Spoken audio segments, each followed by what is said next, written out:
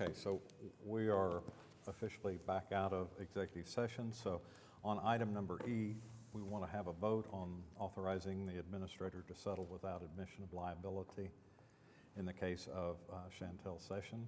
I make that motion. Well, we're going to do it electronic. Awesome. It's been moved and seconded. Please vote electronically. Motion passes. Then on item F is we would like to authorize and direct the municipal council to prepare and file any and all necessary paperwork to effectuate settlement on behalf of COPTA without admitting liability in the claim of Maria Luna. Is there a motion to approve? It's been moved and seconded. Please vote electronically. If there's any way we can keep you for 2 more items to ratify claims and payrolls. Motion passes. So item 7 is ratification of claims and payroll. Are there any questions or comments on that? If not, is there a motion to ratify? It's been moved and seconded. Please vote electronically. Motion passes.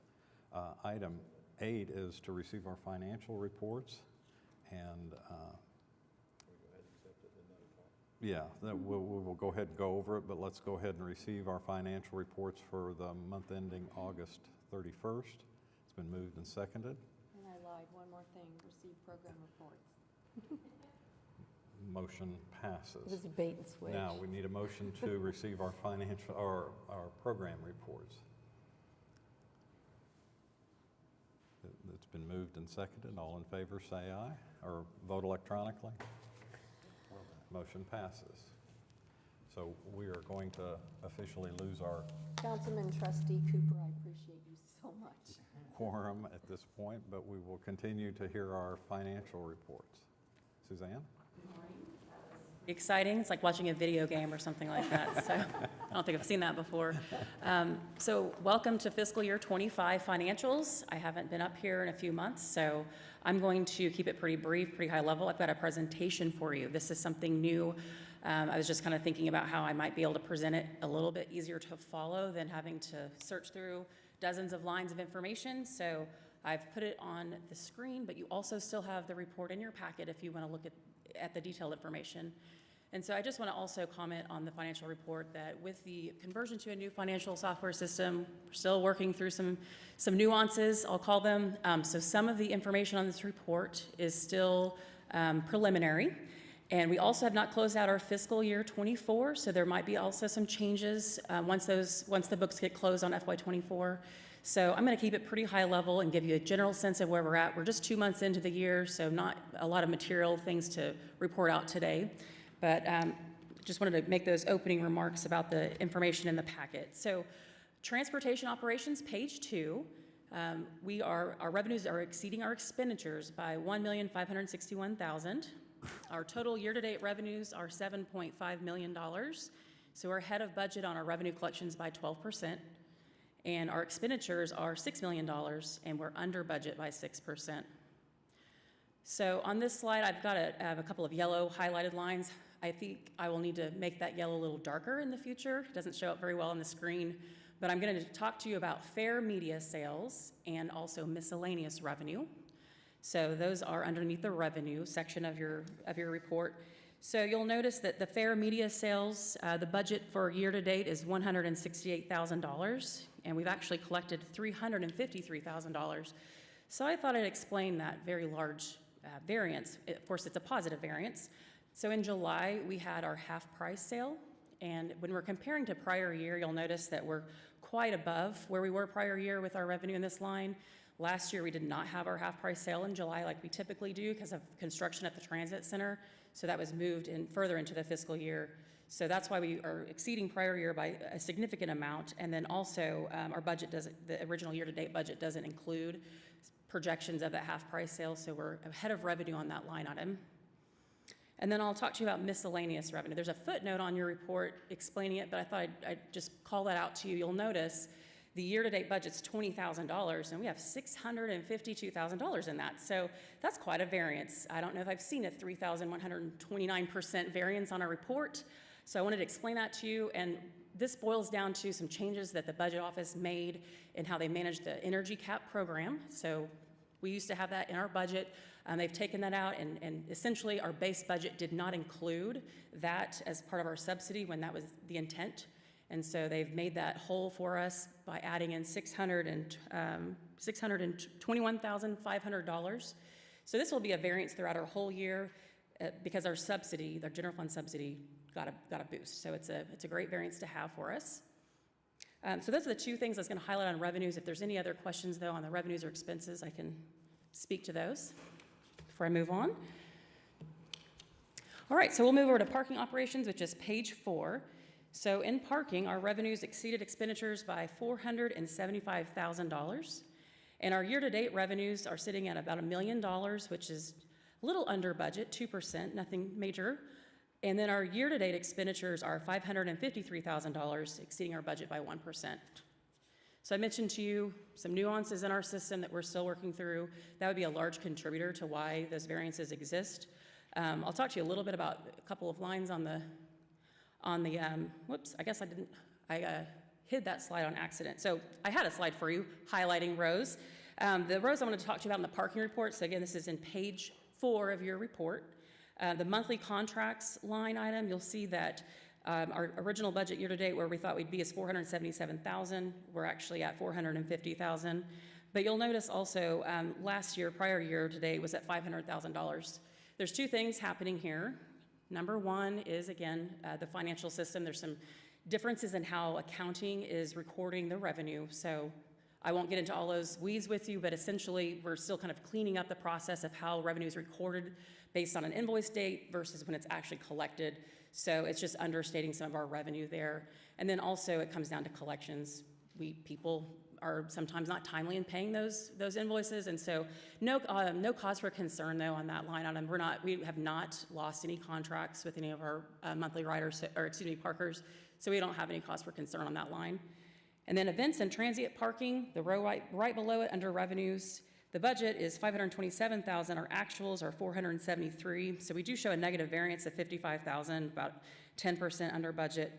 But if you do compare to prior fiscal year, you'll notice that we're quite ahead of where we were at last year. We've had some great parking at events going on in our city. So a couple of those I was going to share with you. Some of our larger parkers at events was the Olivia Rodrigo and the Horror Convention in July. We had quite a few parkers at those events. Also the Oklahoma State School Boards Association and the Janet Jackson concert. So those produced some good event riders for our parking system. Overall, we are on track still with our events and transient parking. We have no reason to think we'll have any issues with our budget throughout the year. And then river cruises, I'm just going to hit a couple highlights in river cruises. Their revenues do exceed expenditures by $67,000. The year-to-date revenues are $209,000, and our year-to-date expenditures are $141,000. So looking like everything's pretty on target for our river operations. And then finally, page 7, our streetcar operations. Our expenditures in this scenario actually do exceed our revenues by $164,000. And I'll talk about that in just a moment. Our year-to-date revenues are $1.2 million, exceeding budget by 1%. Our year-to-date expenditures are $1.3 million, exceeding budget by 73%. That's a large number. This is explained again by really the accounting variances and how the Oracle system is recording revenues and expenses. So I'm here to tell you we are not actually over budget by 73% on our expenditures, so you can take a breath. We're doing okay. We just have some recording nuances, and so the expectation is over the next month or two, this should get cleaned up as those issues are being fixed in the financial system. So from looking at it on a manual basis, I've had staff looking deeply into it to make sure our actuals are really on target with our budget. So I'm here to report, really it's just overstating our expenses, so we don't have any cause for concern at this time. So those are my comments for you today on the financial report, and I'm happy to answer any questions on any lines I didn't cover.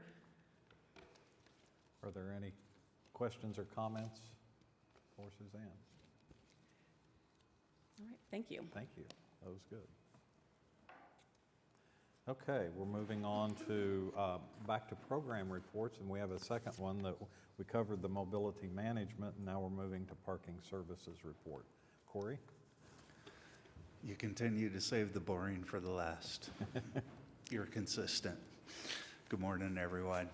A couple of things that maintenance has been a task on a few things. We've gotten hit with some bad luck a little bit, or it feels like bad luck. Over at the Century Center garage, we had some drainage pipes collapse. Couple exhaust fans so that people don't choke to death off of car fumes in the lower areas. Few lighting fixtures, and then we underwent the past several months a lot of stairwell repairs where some individuals got in and damaged some drywall, so we had a professional come in, fix the drywall, and then paint the whole area. Looks really good. The staircases, when I refer to paint the whole area, sorry, not the entire garage. Arts District garage, through audits, we found a variety of the emergency exit lights had started to fail. No big deal, but like to stay on top of those things. Sheridan Walker, we had some deterioration in some conduit and the roof lights. Some of them shorted out and had to be replaced. Cox Garage, or Prairie Surf Garage, as we know, that's someday going to get bulldozed. So we've used that garage because of its vast footprint to store a lot of our equipment. We're moving those items to other facilities, and then IT and myself will be going over to make sure that years ago when we when we reconfigured parking's internal network, separate from the city's internet connection and all of that, that Cox has been taken care of properly, and that's not the main hub anymore from a wire standpoint. Over at Santa Fe Station, we helped out a little, parking helped out a little bit with some of the move-in. We had some signage installation, some miscellaneous furniture assemble, plumbing, roof repairs. It's always fun to work on a roof that's shared with a train. That's interesting. As Suzanne already reported, our transient hourly daily customers is quite consistent with where we projected it to be from a quantity standpoint. And then event customers, we did have an increase in quantity of events over prior year, August. Nice to be seeing that activity.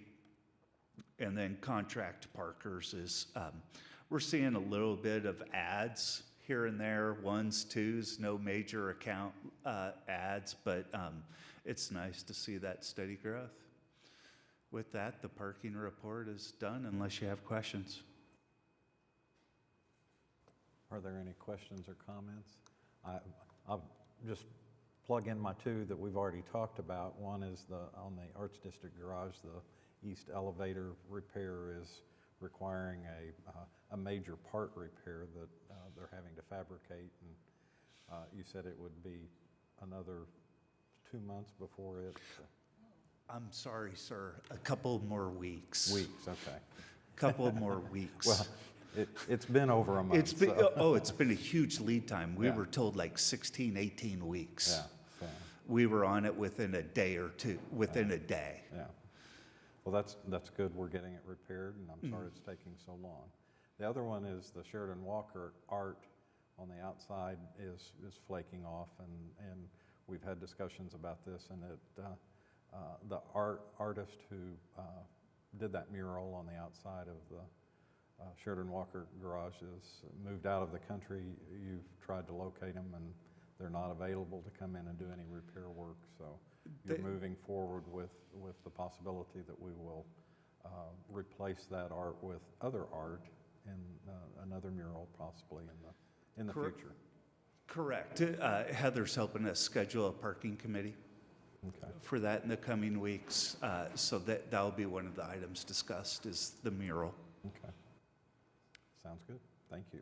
Any other questions or comments? Okay. Thank you. Thank you. Are there any items from the trustees? Meg? Laura, thank you for sitting in. You're welcome. Right. I appreciate the other trustees, and it was intended that last month would be my last meeting, but Jason has a family matter to deal with, and I do want to reiterate how important it is for us to have a quorum, because we only do meet once a month, and so getting our business done is really important in such a critical service for our city. So thank you. Thank you for your service. You're all welcome. these years. You're We welcome. appreciate you. Thank you. Brent? Okay. Jesse? Yeah, just one item real quick. So we had the presentation talking about Santa Fe Depot. We've extended an offer for anyone to come by, take a look at it. So directly after this meeting, it's come and go as you please, but encourage anybody to come by, take a look at it. Looks pretty great. Okay, thank you very much. And you survived your first meeting. Congratulations, and welcome to the... Oh, I don't even remember it. Yeah. It's Thank all a you. blur. Yeah, At thank that point, we lost our quorum, but we're adjourned now.